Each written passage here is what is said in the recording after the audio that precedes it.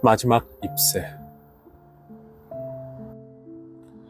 워싱턴 스퀘어 서쪽에는 길이 이리저리 얽히며 뻗어나가 조각조각 끊어져 있는 플레이스라고 불리는 곳이 있다. 이곳의 길들은 기묘하게 경사지고 굽어 있어 한두 번씩 제 길과 교차하고 있다. 예전에 어떤 예술가는 이곳에 요긴한 가능성을 발견했다. 물감, 종이, 캔버스 대금을 받으러 온 수구먼이 이 길로 들어서면 한 푼도 받지 못한 채 길을 헤매고 제자리 걸음을 하는 게 아닌가. 그 때문에 예술가들은 북향 창문과 18세기 박공 지붕, 그리고 네덜란드식 다락방의 값싼 셋집을 찾아 진기하고 예스러운 그리니치 빌리지로 몰려들었다. 이들은 6번가에서 백납 머그잔과 음식의 온도를 유지하기 위해 풍로가 딸린 냄비인 채핑 디쉬를 가져왔고 그들의 촌락을 구성했다. 나지막한 3층짜리 벽돌집 꼭대기에 수와 존 씨의 화실이 있었다. 존 씨는 조난나의 애칭이었다. 한 명은 메인주, 다른 한 명은 캘리포니아주 출신이었다. 두 사람은 8번가에 있는 델 모니코 식당에서 식사를 하다 만났는데 예술과 치커리 샐러드, 그리고 비쇼풍 오소메에 대한 취향이 서로 같다는 것을 발견하고는 마음이 맞아서 함께 화실을 쓰게 되었다. 그때가 지난 5월이었다. 11월이 된 지금 의사들이 폐렴이라고 부르는 차갑고 보이지 않는 이방인이 이 촌락을 배회하며 얼음 같은 차가운 손가락으로 여기저기 건드리고 다녔다. 동쪽 지역에서 이 파괴자는 수십 명씩 희생자들을 감염시키며 성큼성큼 다가왔지만 좁고 이끼 낀 플레이스의 미로 속에서 발길을 늦추었다. 미스터 폐렴은 소위 신사도를 갖춘 예의 바른 노신사는 아니었다. 캘리포니아의 산들바람 속에 자란 작고 깡마른 여자는 피 묻은 주먹에 숨결이 거친 이 노인의 적수가 될 수 없었다. 그런데도 그는 존 씨를 덮쳤다.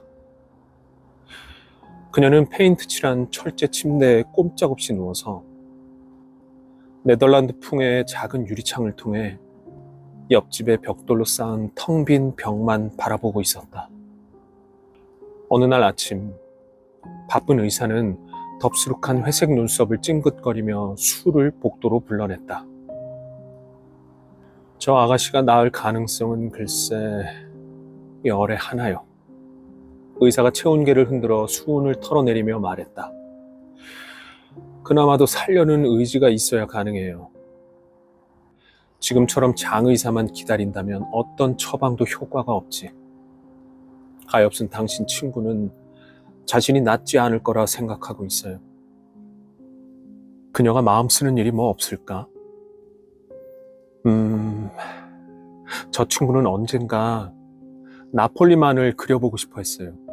수가 말했다. 그림? 에이, 이 무언가 마음을 쏟을 만한 게 없느냐고. 예를 들면 남자라든지. 남자요? 수가 의외라는 듯이 말했다. 남자가 도움이...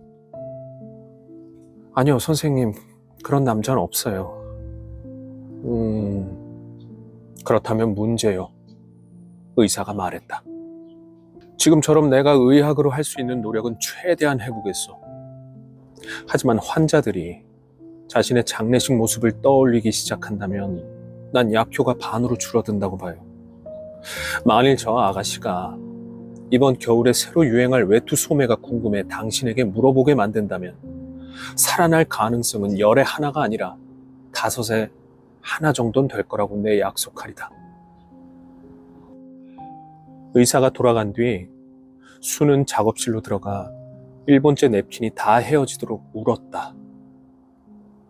그러고는 화판을 들고 휘파람으로 흥겨운 노래를 불며 활기차게 존 씨의 방으로 들어갔다. 존 씨는 침대보에 주름 하나 만들지 않은 채 얼굴을 창문 쪽으로 향하고 누워 있었다. 수는 그녀가 잠들어 있다고 생각하고 휘파람을 멈췄다. 수는 화판을 놓고 펜과 잉크로 잡지 연재 소설에 들어갈 사파를 그리기 시작했다. 젊은 소설가들이 문학의 길을 헤쳐나가기 위해 기고하는 잡지 연재 소설에 젊은 화가들은 사파를 그려 자신의 길을 닦아나가곤 했다.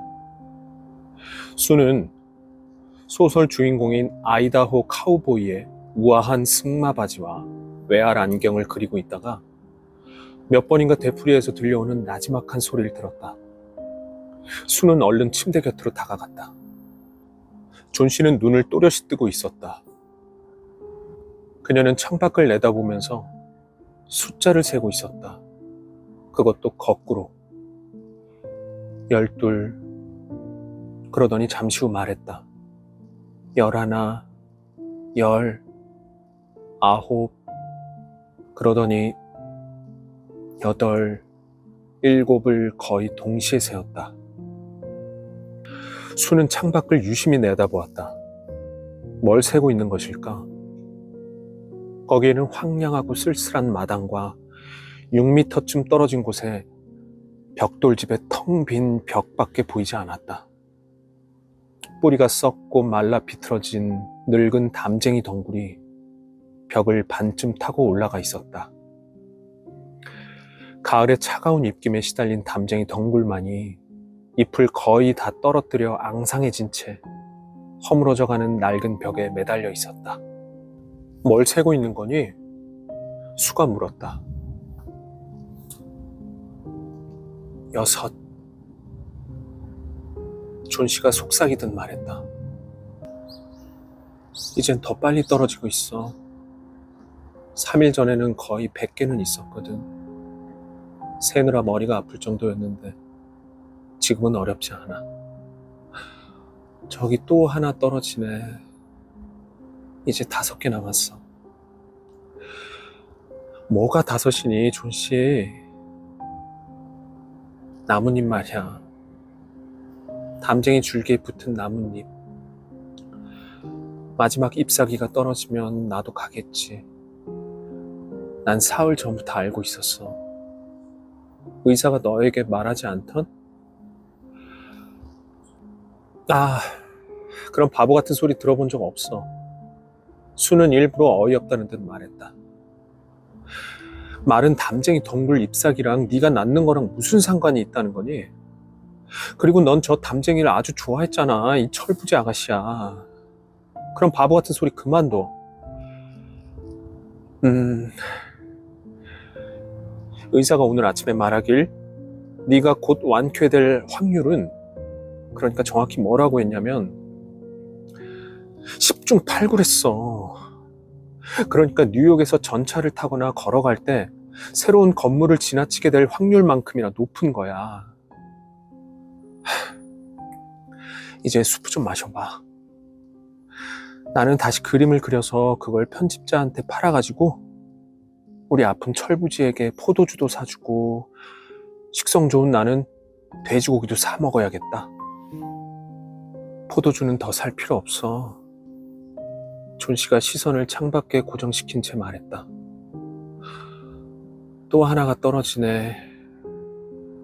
아니, 난 수프도 필요 없어. 이제 내 입밖에 안 남았네. 어두워지기 전에 마지막 잎이 떨어지는 걸 보고 싶어. 그럼 나도 가는 거야. 예, 존 씨. 수는 그녀에게 몸을 굽히며 말했다.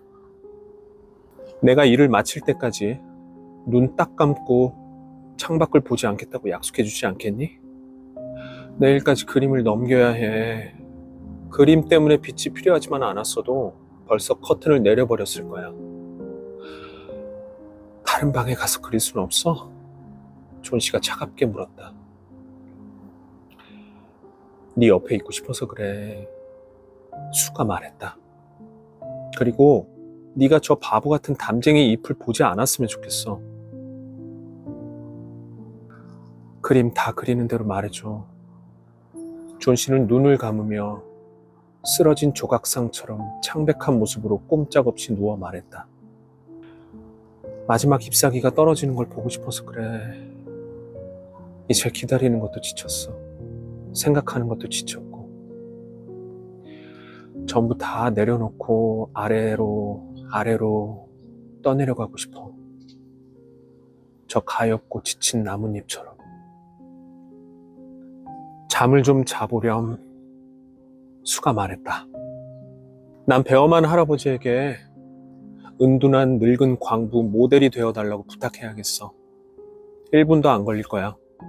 내가 올 때까지 움직이지 말고 있어. 배엄한 영감은 두 사람의 화실 아래 1층에 사는 화가였다. 그는 60살이 넘었으며 미켈란젤로의 모세상 같은 수염이 사티로스 같은 머리에서부터 악동 같은 몸으로 곱슬곱슬 감겨 내려왔다. 베어만은 실패한 화가였다. 40년이 넘도록 붓을 들어왔지만 위대한 예술가의 옷자락 근처에도 가지 못했다.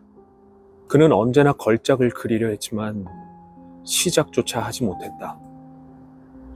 이따금 광고나 상업용으로 쓰일 서투른 그림만 그렸을 뿐 그 이외에는 몇 년 동안 아무 그림도 그리지 않았다. 전문적인 모델을 고용할 돈이 없는 이 마을의 젊은 화가들을 위해 모델을 서주고 푼돈을 벌었다. 그는 진을 과하게 마시면서 언젠가 걸작을 그리겠노라 말하곤 했다. 이외 그는 사람들이 연약한 모습을 보이면 이를 심하게 나무라는 다혈질이었으며 자신을 위층 화실에 있는 젊은 두 예술가들을 보호하는 특별한 경비견이라 여겼다. 수가 아래층에 내려가 보니 그는 진 냄새를 진하게 풍기고 있었다. 한쪽 구석에는 걸작의 첫 번째 획이 그어지기를 25년간 기다려온 빈 캔버스가 이젤 위에 놓여 있었다. 그녀는 존 씨의 망상에 대해 이야기했으며 그녀가 세상에 대한 애착이 더 약해지면 정말 가볍고 허약해져서 떨어지는 나뭇잎처럼 가버릴 것 같아 두렵다고 했다. 눈이 빨개지고 눈물이 그렁그렁해진 배엄한 노인은 그런 바보 같은 상상이 어디 있냐고 버럭 큰 소리쳤다. 젠장! 독일어 발음이 섞인 꼬부라진 혀로 그가 외쳤다. 아니 망할 놈의 덩굴에서 나뭇잎이 떨어진다고 죽겠다는 그런 바보 같은 사람이 세상에 어디 있어. 그런 말은 세상에 처음 들어보네. 나 안 할래. 자네 그 바보 같은 은둔자 모델 노릇 안 한다고. 아니 왜 존 씨가 그런 생각을 하도록 그냥 놔뒀어? 아, 불쌍한 존 씨. 존 씨가 많이 아프고 약해졌어요. 수가 말했다. 그리고 열 때문에 마음도 병들었는지 이상한 망상만 하고 있어요. 괜찮아요, 배엄한 할아버지. 내키지 않다면 저를 위해 모델을 해주시지 않아도 좋아요. 하지만 전 할아버지를 매정한 수다쟁이 노인네라고 생각할 거예요. 너도 별 수 없는 여자로구나. 배엄한이 소리쳤다. 누가 안 한다고 그랬어? 가자고. 같이 가자고. 난 이미 30분 전부터 포즈를 취할 준비가 되어 있다고 말하려 했어. 아이 젠장. 여기는 존 씨처럼 착한 사람이 병들어 누워있을 곳이 못 돼. 조만간 내가 걸작을 그리면 우리 모두 여길 떠나는 거야. 아무렴. 그렇고 말고. 그들이 위층으로 올라갔을 때 존 씨는 자고 있었다. 수는 창문 가리개를 창턱까지 끌어내리고 배엄한에게 다른 방으로 가라고 말했다. 그곳에서 그들은 창밖으로 담쟁이 덩굴을 근심스레 쳐다보았다. 그러고는 잠시 동안 서로를 말없이 바라보았다. 차가운 비가 눈과 섞여 계속 내리고 있었다. 낡은 푸른색 셔츠를 입은 베어만은 바위 대신 큰 냄비를 엎어놓고 그 위에 은둔자 광부처럼 앉았다. 다음 날 수가 1시간쯤 잠들었다 깨어났을 때 존 씨는 눈을 크게 뜨고 멍한 시선을 내려진 녹색 커튼에 고정하고 있었다. 커튼 좀 걷어줘. 창밖을 보고 싶어. 속삭이듯 그녀가 요구했다. 지칠 대로 지친 수는 시키는 대로 했다. 그런데 어라? 사나운 비바람이 밤새 몰아쳤는데도 담쟁이 잎 하나가 아직도 벽돌벽에 붙어 있었다. 덩굴에 남은 마지막 잎이었다. 잎자루 부분에는 아직 진한 초록빛이 남아 있었지만 톱니 같은 가장자리가 시들고 약해져 누렇게 변해버린 잎이 땅에서 6m쯤 높이의 가지에 꿋꿋이 버티고 있었다. 마지막 잎이야. 존 씨가 말했다. 지난밤에 분명 떨어질 줄 알았어. 바람 소리를 들었거든. 아마 오늘은 떨어질 테고 그러면 나도 따라 죽게 되겠지. 얘 제발. 수는 지친 얼굴을 베개 쪽으로 숙이며 말했다. 날 좀 생각해줘. 네 자신을 생각하지 않을 거라면 나는 어떡하라고. 하지만 존 씨는 대답하지 않았다. 세상에서 가장 고독한 것은 미지의 먼 여행을 떠날 준비를 하는 영혼이다. 그녀를 우정, 그리고 이 세상에 묶어주었던 끈이 하나둘 풀리면서 망상은 더욱 강하게 그녀를 사로잡는 듯했다. 날이 저물어 땅거미가 졌는데도 외로운 담쟁이 잎은 벽에 붙은 줄기에 매달려 있었다. 이윽고 밤이 되자 북풍은 다시 몰아쳤고 비는 창문을 두드리며 네덜란드식 처마 아래로 후드득 떨어졌다. 날이 밝자마자 존 씨는 커튼을 올려달라고 득달같이 요구했다. 그런데 담쟁이 잎은 여전히 매달려 있었다. 존 씨는 누운 채 오랫동안 그 잎을 보고 있었다. 그러더니 가스 스토브 위에 치킨 수프를 젓고 있던 수를 불렀다. 그동안 내가 너무 못되게 굴었지, 수. 존 씨가 말했다. 내가 얼마나 못됐는지 보여주려고 마지막 잎사귀가 저기에 남아있는 것 같아. 죽고 싶어 하는 건 죄지. 이제 수프 조금만 갖다 줘. 포트와인 조금 넣어서 우유도 같이. 그리고 아니다. 손거울 먼저 갖다 주고 뒤에 베개를 받쳐줘. 앉아서 네가 요리하는 모습을 보게. 1시간 뒤에 그녀가 말했다. 수, 언젠가 나폴리만을 그리고 싶어. 오후가 되자 의사가 왔고 진료가 끝나자 수는 배웅하는 척 의사를 따라 복도로 나왔다. 이제 가능성이 반반이오. 의사가 수의 가늘고 떨리는 손을 잡으며 말했다. 간호만 잘해주면 나을 수 있겠어. 이제 나는 아래층의 다른 환자를 보러 가야겠군. 이름이 베어만이라고 하던가. 아마도 화가일 거야. 그 사람도 폐렴이래. 약한 노인인데다 급성이지. 가망성이 없어 보이지만 조금 편안하게 해주려고 입원시킬 생각이네.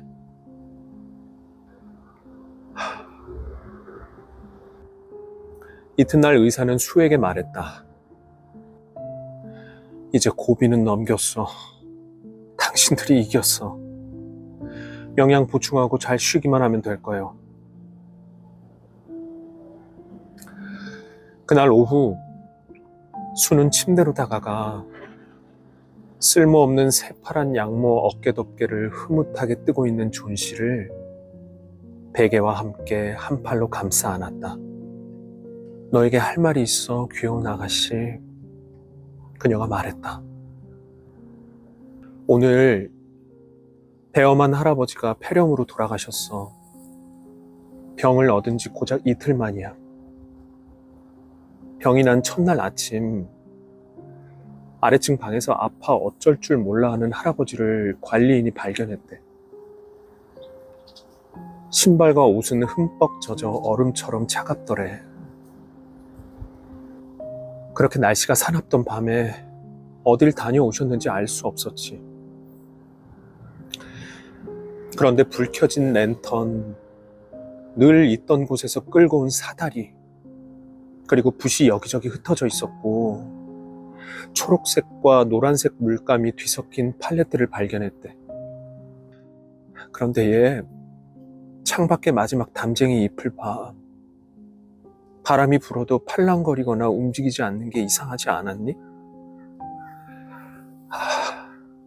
존씨, 저건 배엄한 할아버지의 걸작이야. 할아버지는 마지막 잎이 떨어지던 밤에 저걸 그려놓으신 거야.